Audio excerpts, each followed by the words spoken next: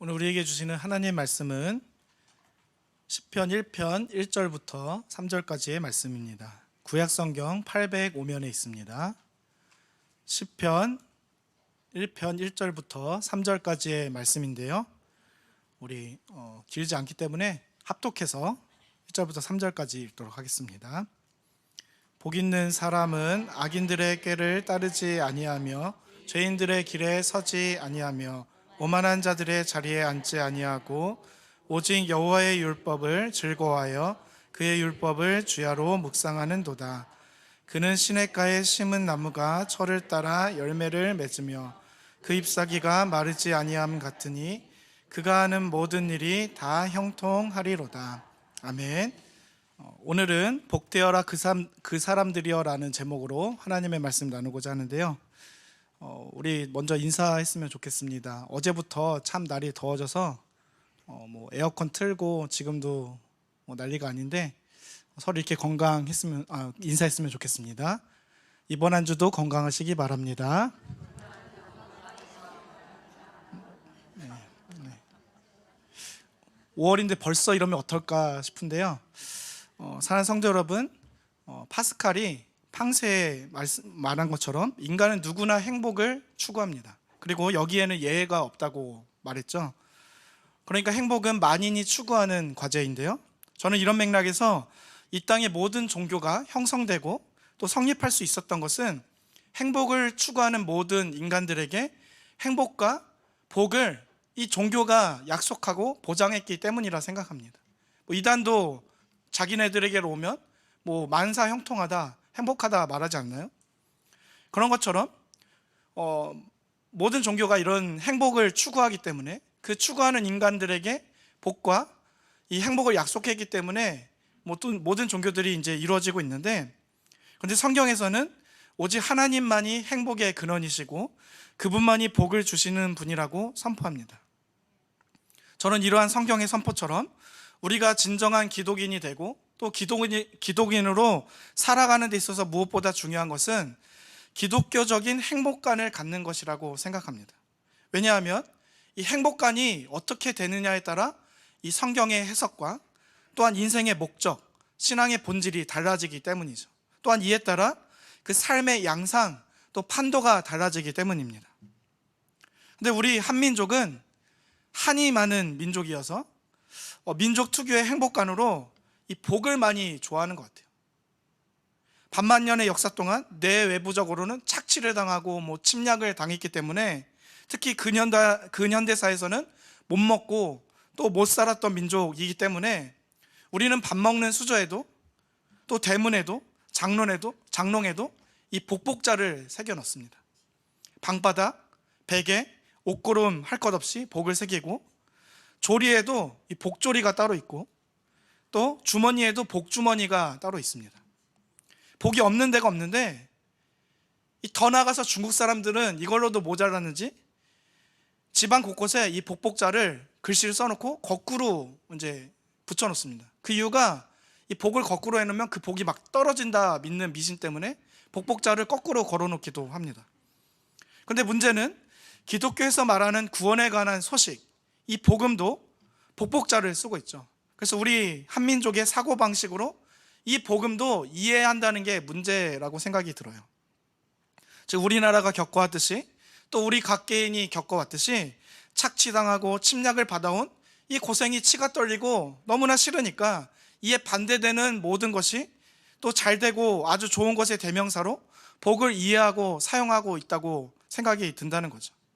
그래서 우리의 인생의 목적과 신앙의 본질을 흐리는 좀먹는 이단과도 같은 문제가 되지 않는가 생각이 됩니다.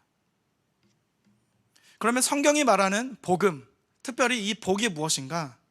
오늘 본문 시편 1편은 시편 150편의 대장정에 이르는 그것을 여는 서문이죠. 그리고 주제라고 할 수 있습니다. 사람과 사람의 만남에서 첫인상이 중요한 것처럼 시편 1편도 그런 중요한 역할을 하고 있는 건데요.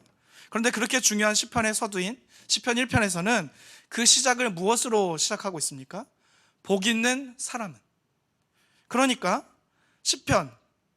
이 시편은 150편은 복, 특별히 복의 사람에 관해 말씀하고자 한다는 것이죠. 이해가 되십니까? 시편의 대장정은 복의 사람이 어떤 사람인가를 말씀하고 있다고 해도 과언이 아니라는 겁니다. 그리고 이 시편의 서두인 복 있는 사람은 이것을 히브리 원어로 표현하면 복되어라 그 사람들이여 라는 말입니다. 그러니까 우리말의 번역처럼 정의의 형식이 아닙니다. 사랑은 오래 참고, 성령의 열매는 사랑과 희락과 화평과, 이런 정의의 형식이 아니라 선포의 형식이라는 거죠. 그러니까 의인에 대한 부러움을 표현하고 있는 것이 이 시편 1편의 복되어라 그 사람들이여 라는 히브리 원어의 표현이라는 겁니다. 즉 복 있는 사람은 악인들의 꾀를 따르지 않고 죄인들의 길에 서지 않고 오만한 자들의 자리에 앉지 않는 사람이다. 그러니까 우리들 스스로가 복 있는 사람이 되려면 이 정의에 맞게 행동해야 한다는 것을 말씀하는 게 시편 1편의 주제가 아니에요. 이 본질이 아닙니다. 여러분, 이게 중요합니다. 우리는 이 시편 1편 1절을 읽으면서 그래, 내가 복 있는 사람이 되려고 이 정의처럼 그렇게 행동해야지 라고 많이 적용하셨을 거예요. 그러나 그런 적용도 나쁜 적용은 아니지만 실질적인 본질적인 적용은 아니라는 겁니다. 여러분, 이 히브리 원어의 그 뜻이 너무나 중요한데요. 본문을 보면 그래서 그 복된 사람의 모습을 1절, 2절에서는 어떤 동작으로 설명하고 있고 3절에서는 사물, 즉 어떤 상태로 설명하고 있는 건데요. 우리 먼저 오늘 본문 1절을 한번 읽어보겠습니다. 시작. 복 있는 사람은 악인들의 꾀를 따르지 아니하며 죄인들의 길에 서지 아니하며 오만한 자들의 자리에 앉지 아니하고. 아멘. 제가 말씀드렸듯이 복 있는 사람이 너무나 부러운 겁니다. 복되어라 그 사람들이요. 그런데 그 사람들이 어떻게 행동하고 있는 거죠? 동작으로 설명하고 있는데요. 동작을 먼저 보시면 복 있는 사람은 1절에서는 소극적인 동작으로서 따르지 않습니다. 서지 않고요, 그 자리에 앉지 않습니다. 여기서 우리가 눈여겨볼 것은 따르며 서며 앉는다라는 이 동작의 점진성이죠. 그러니까 죄의 특징인 점진성을 말하고 있는 건데요. 무슨 말인가? 처음에는 죄를 따라갑니다.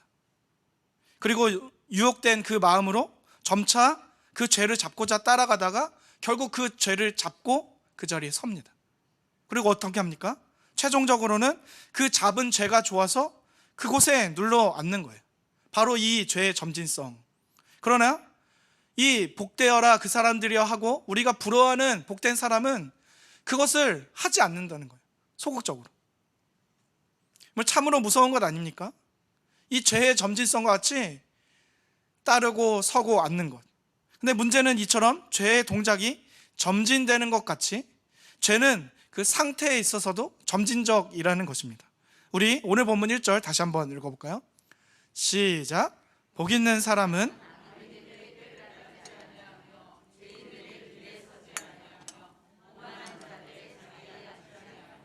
아멘. 앞서 죄의 특성이 동작이 점진되는 것처럼 그 상태에 있어서도 악인들의 꾀, 우리가 꾀를 낸다는 건 잠깐 기발하다고 하는 것처럼 순간 일어나는 일 아닙니까? 악인들의 꾀예요. 그리고 죄인들의 길은 한두 번 가면 생기는 게 아니라 여러 번 가면 생기는 것이죠. 그리고 오만한 자들의 자리. 여러분, 자리를 만들려면 쉽게 얘기하면 부동산을 가져야 되니까 그거에 대한 소유권을 가져야 되니까 굉장히 중요한 것 아닙니까? 이처럼 그 상태에 있어서도 죄는 꾀, 이 자리라는 것으로 점진되어져 갑니다. 그런데 이러한 죄의 동작과 상태의 점진에 이르지 않는 자들이 있는데 그게 바로 우리가 부러워하는 사람, 복 있는 사람이라는 것이고 이게 1절 말씀의 선포입니다. 그런가 하면 2절에서는 의인, 복된 자들을 적극적인 동작으로서 이제 설명을 하는데요. 앞에서는 복 있는 사람이 어떤 사람들인가를 이것저것을 하지 않는다라는 측면에서 소극적인 모습으로 설명했는데 지금으로 치면 이런 거죠. 술 먹지 않고 담배 피지 않고 주일 예배 빠지지 않는 등의 모습이겠죠. 그런데 여러분, 우리가 의인으로서 복된 사람들로서 신앙생활을 하는 것이 어디 이것들 뿐입니까? 그렇지 않죠. 그런데 여러분, 제가 목태신앙으로서 저의 어린 시절의 교회 생활을 보면 그 지침들과 어머님의 가르침을 보면 다 이런 것들이었어요. 주일에 돈 쓰면 안 된다, 탁구 치면 안 된다, TV 보면 안 된다. 물론 이러한 신앙 교육이 지금 돌이켜보면 참 중요한 것이구나. 그래서 저는 참 감사합니다, 어머니께. 그런데 여러분, 만약 우리의 신앙생활이 이렇게 무엇 하지 않는다라는 걸로만 점철되어 있다면 이건 불교나 다름없는 것 아닙니까? 참선하는 거죠. 주구장창 참는 겁니다. 그래서 재미가 없는 거죠. 그래서 저는 20살 때 교회를 떠나려고 했습니다. 교회는 참 재미없는 곳이구나. 자꾸 뭐 하지 말래요. 이거 하지 말고 저거 하지 말고. 한 번은 제가 유초등부 때 어머니가 준 1,000원 돈으로 이 교회 근처에 있었던 오락실을 갔다가 이 바보같이 500원만 쓰고 이제 500원으로 뭐 집에 돌아가면 차비로 쓰면 되는데 1,000원을 다 쓰고 2시간 걸려서 집에 걸었더니 엄마가 왜 이렇게 늦게 왔냐, 너 오락실 갔지? 그래서 엄청 막 맞고 막 그랬던 적이 기억이 납니다.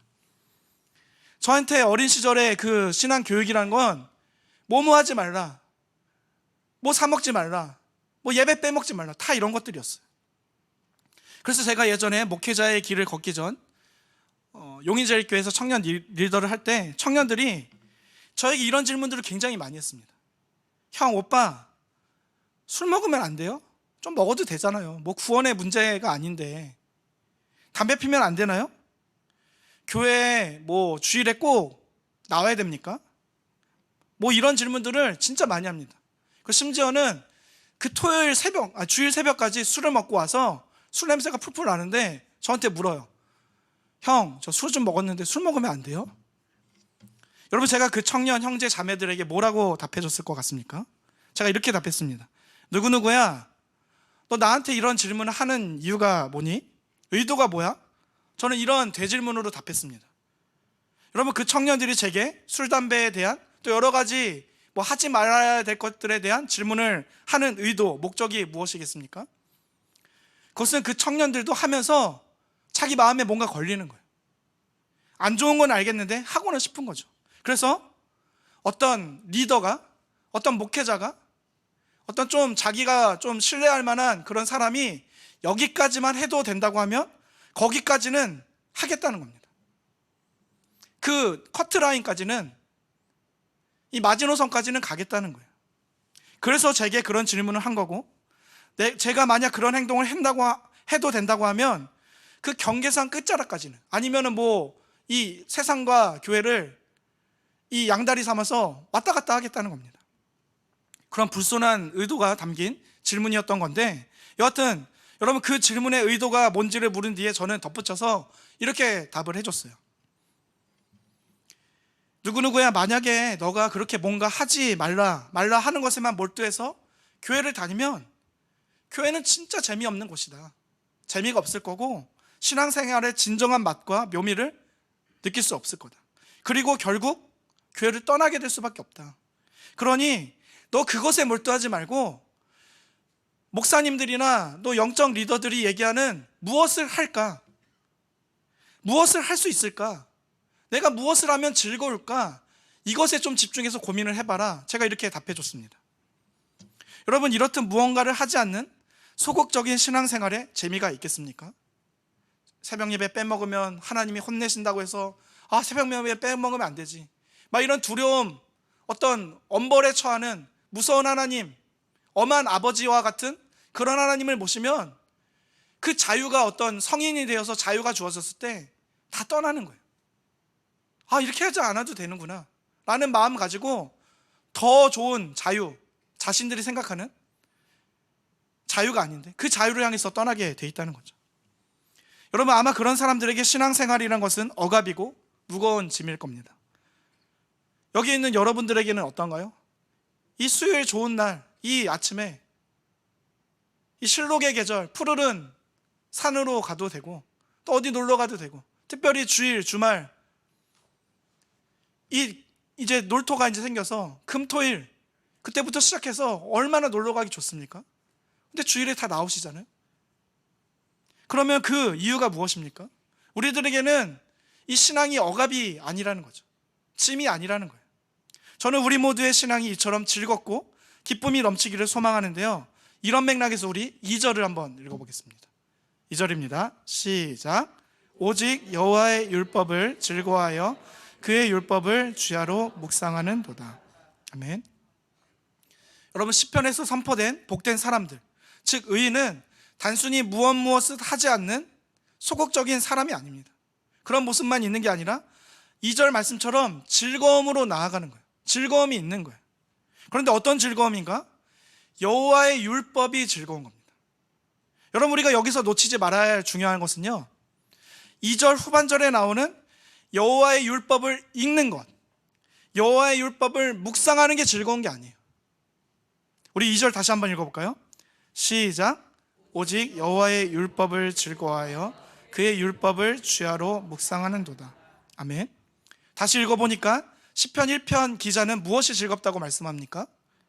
그가 하는 어떤 동작 자체가 즐거운 게 아닙니다. 다시 말해, 내가 성경을 읽고 기도하고 예배드리는 것 자체, 이게 즐거운 게 아니에요. 뭐가 즐거운 거죠? 여호와의 율법입니다. 여러분, 이게 참 중요해요. 무슨 말인가? 여호와의 율법, 즉 말씀이신 하나님 예수님을 즐거워하고 사랑하니까 그 말씀이신 예수님을 주야로 묵상하게 된다는 거죠.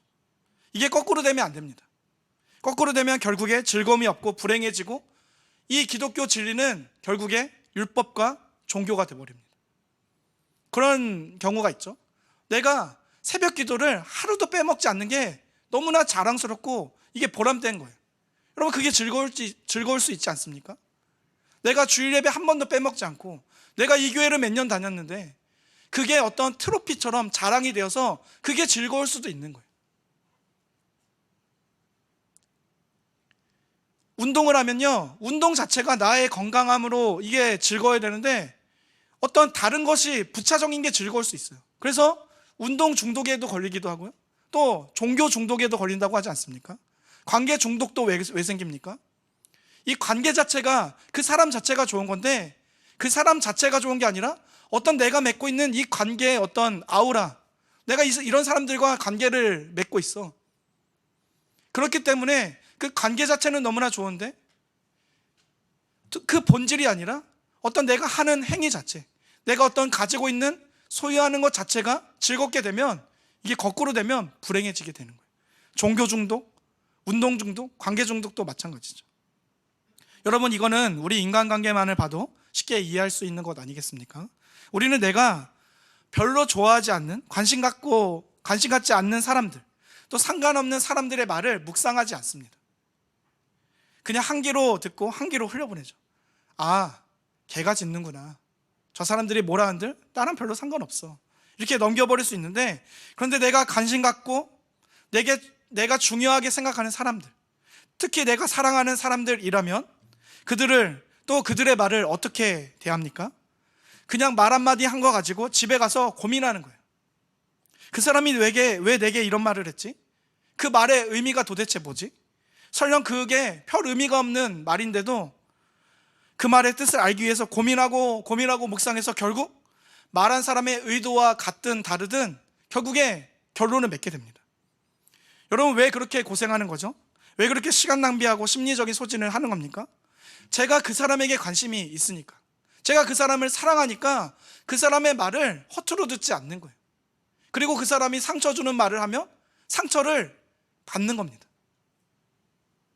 소중하고 사랑하니까 그 사람의 말을 묵상하고 소중하게 듣고 허투루 대하지 않는 것처럼, 그래서 여러분, 예수님께서 뭐라고 말씀하시는가 하면 요한복음 14장 23절인데요 제가 읽어드리겠습니다.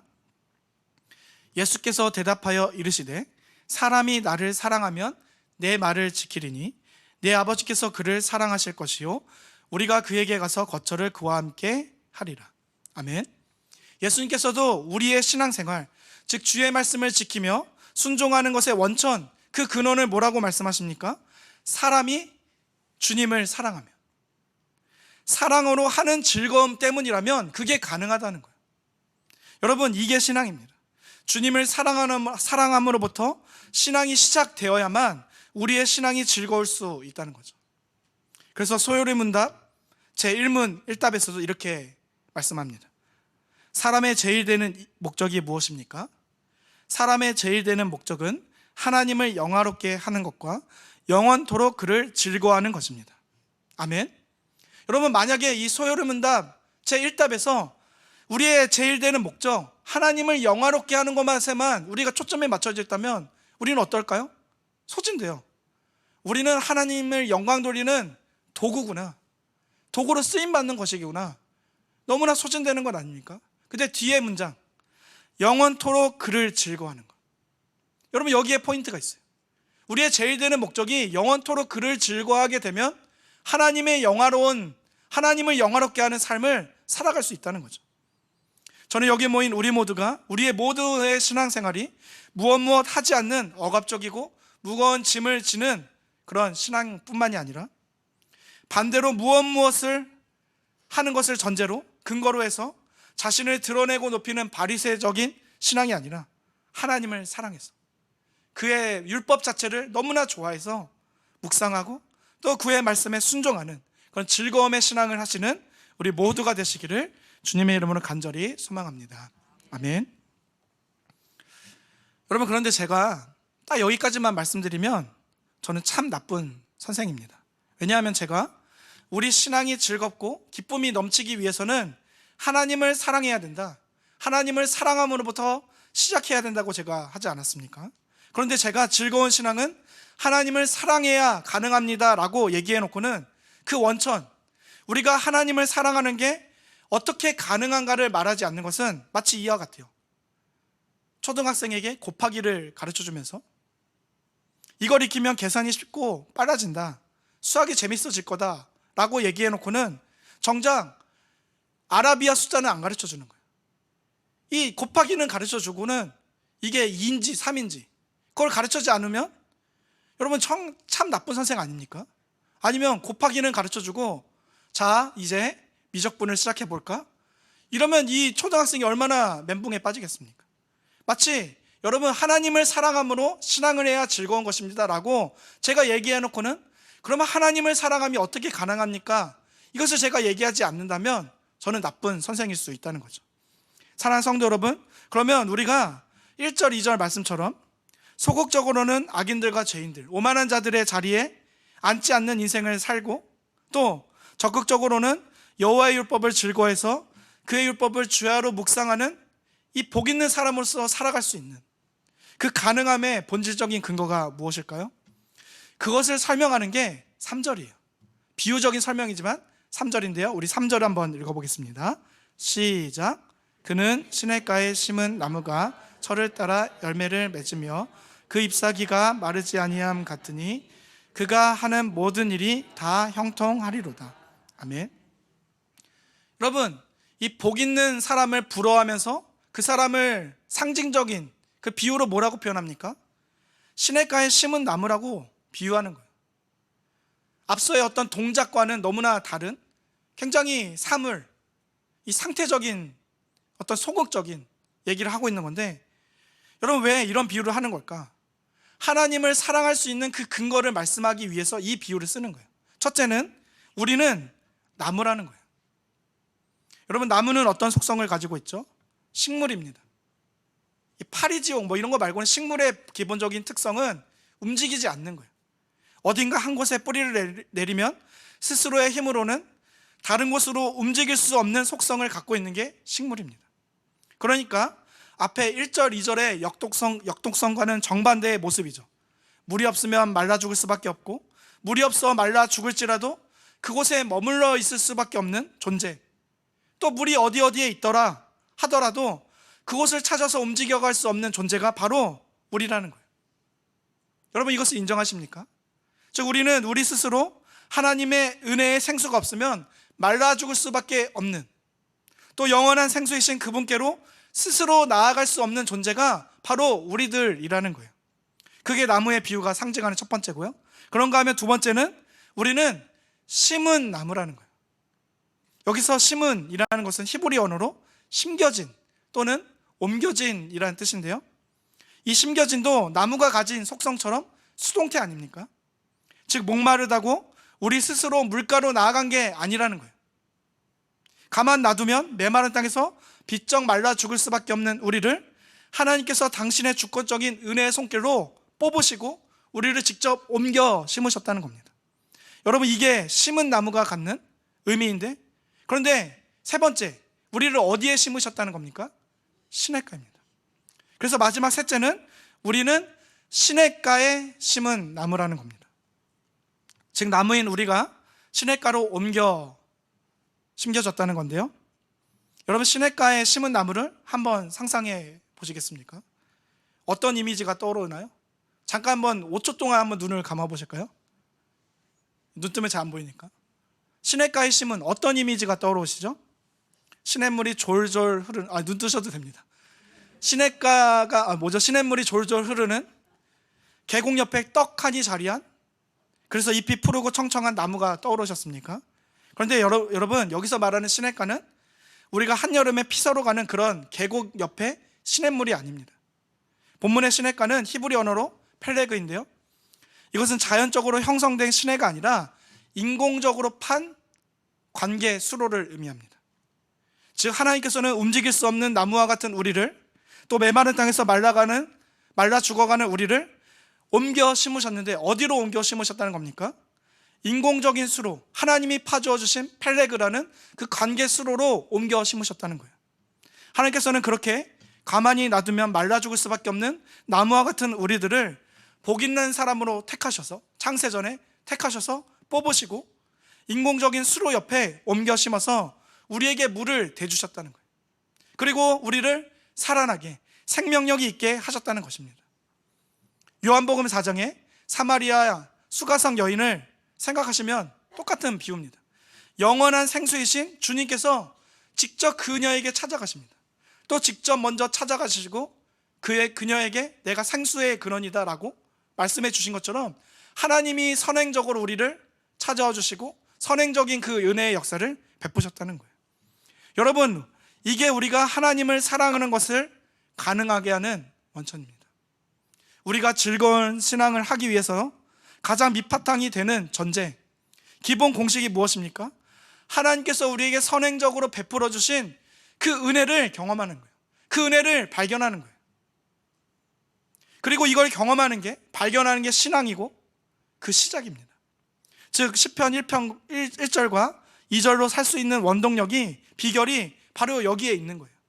그래서 시편 1편이 말씀하는 복은, 또 복 있는 사람은 어떤 삶의 행위로, 또 그 결과로 인한 복과 그 사람을 말하는 것이 아닙니다. 복 있는 사람은 악인들의 꾀를 쫓지 않았기 때문에 그는 시냇가에 심은 나무처럼 모든 것이 형통하다, 이것을 말씀하는 게 아니고, 여호와 하나님의 은혜와 사랑으로 시작된 복과 그 복된 삶을 살아가는 사람들을 향한 부러움의 선포, 또 그 구원의 복된 상태를 노래하는 것입니다. 이 시편 150편 모두도 그것을 말씀하는 거예요. 여러분, 이게 기독교가 말하는 복입니다. 우리가 무엇을 했기 때문에 복 받는 것 없습니다. 이미 하나님이 우리에게 복을 주셨어요. 에베소서 1장에서 이렇게 말씀하지 않습니까? 창세전에 우리를 택하셔서 모든 하늘의 신령한 복을 우리에게 주시되, 이미 신령한 모든 복을 우리에게 주셨습니다. 누구를 통하여? 성부 하나님, 성자 예수님, 성령 하나님을 통하여 모든 복을 우리에게 주셨는데, 그래서 시편 1편의 기자는 이렇게 고백하는 거죠. 복되어라 그 사람들이여, 어떻게 악인들의 꾀를 쫓지 않고 죄인들의 길에 서지 아니하며 오만한 자들의 서지 않을 수 있을까? 그는 시냇가에 심은 나무이기 때문이다. 이렇게 말씀하는 게 시편 1편의 선포고, 모든 성경의 선포, 특별히 시편 150편의 여정이라는 것입니다. 여러분, 이 순서는 불가역적이에요. 순서가 바뀌면 안 됩니다. 그래서 요한일서 3장 1절 상반절에서도 이렇게 말씀하죠. 보라, 아버지께서 어떠한 사랑을 우리에게 베푸사 하나님의 자녀라 일컬음을 받게 하셨는가. 우리가 그러하도다. 우리가 그러하도다. 이렇게 하나님의 선행적인 사랑을 선포한 뒤에 죄를 짓지 않고 하나님의 말씀을 지키며 형제 사랑에 대한 말씀을 이어갑니다.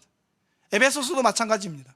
에베소서가 6장으로 이루어졌는데요, 1장부터 3장은 하나님의 선행적인 구원의 역사를 얘기한 다음에 4장 1절부터 그거를 얘기하는 거예요. 그러므로 이 하나님의 은혜를 받은 너희들이요 어떻게 살아갈 것인가, 이 4장부터 6장에 우리들의 삶을 이야기합니다.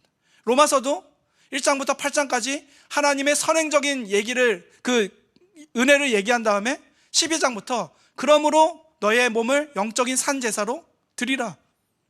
항상 성경은 이 구조예요. 하나님의 선행적인 구원의 은혜, 그 은혜에 대한 우리의 반응. 시편 1편도 마찬가지죠. 우리 마지막으로 하나님의 선행적인 사랑, 그리고 그 은혜의 말씀을 읽고 설교를 마무리하겠습니다. 요한일서 4장 7절, 10절, 19절인데요 우리 한 절씩 합독해서 읽겠습니다. 먼저 7절입니다 시작. 사랑하는 자들아, 우리가 서로 사랑하자. 사랑은 하나님께 속한 것이니 사랑하는 자마다 하나님으로부터 나서 하나님을 알고. 10절입니다 사랑은 여기 있으니 우리가 하나님을 사랑한 것이 아니요 하나님이 우리를 사랑하사 우리 죄를 속하기 위하여 화목제물로 그 아들을 보내셨음이라. 19절입니다 우리가 사랑함은 그가 먼저 우리를 사랑하셨음이라. 아멘. 여러분, 시편 1편은 150편에 달하는 시편의 대장정을 여는 이 첫인상이라고 제가 말씀드렸는데요, 저는 이처럼 제가 갖고 있는 연희교회의 첫 이미지도 이와 같습니다. 그게 뭔가 하면, 제가 연희교회 처음 온 게 2021년 11월 9일 화요일입니다.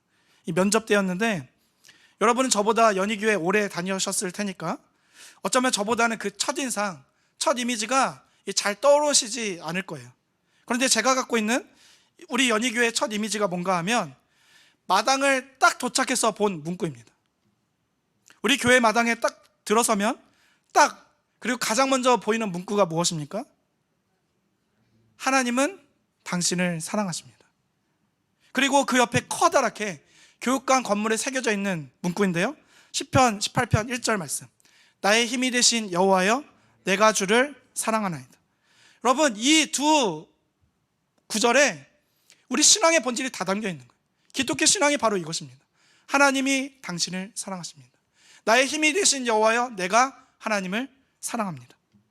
여기 다 들어있는데, 하나님께서 우리를 사랑하시고 나의 힘이 되신 여호와 하나님을 사랑하는 이것이 신앙이고 본질인데요, 오늘 본문 시편 1편에서 말씀하는 복이 바로 이것입니다.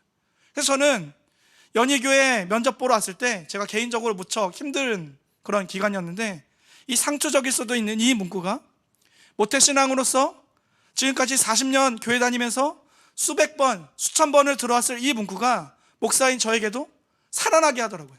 저에게 힘을 주더라고요. 우리도 마찬가지 아니겠습니까? 하나님이 당신을 사랑하십니다. 우리 옆에 있는 지체들에게 힘을 낼 수 있도록 한번 축복해 줬으면 좋겠어요. 하나님이 당신을 사랑하십니다. 그런가 하면 두 번째 축복, 나의 힘이 되신 여호와여, 서로에게 내가 주를 사랑하나이다. 여러분, 이렇게 시작하는 게 신앙이고 복입니다. 이 하나님의 사랑함으로써 나의 삶에서 죄를 멀리하고 주의 율법을 주야로 묵상하는 이것이 우리에게 복입니다. 그래서 시편 기자의 1절 선포를 제가 읽어드리고 말씀을 기도하겠습니다. 복되어라 그 사람들이여. 기도하겠습니다.